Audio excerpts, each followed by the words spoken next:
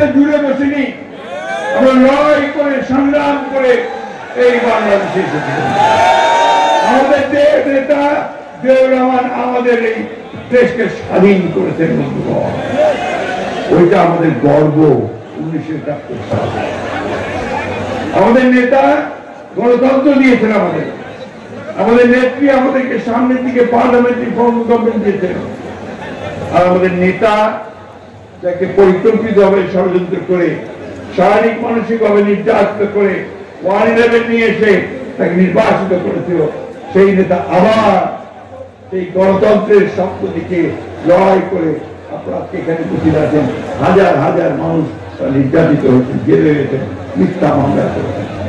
আপনারা অসংখ্য মানুষ নিহত হয়েছেন, শহীদ হয়েছেন, অথচ আপনার দমেননি কোনদিন মাথা নত করেননি। আমি নিজেই জানি আপনারা রাস্তাঘাট আটকে দিয়েছেন সে আন্দোলনের সময়, ঠিক না? সে কথা ঠিক। সেই দলের সদস্য ছাত্র দল, যুব দল, স্বেচ্ছাসেবক দল, মহিলা দল, শ্রমিক দল, ওলেমা দল, অন্যান্য সমস্ত দল বিএনপির সঙ্গে একজোট হয়ে আপনাকে লড়াই করেছেন।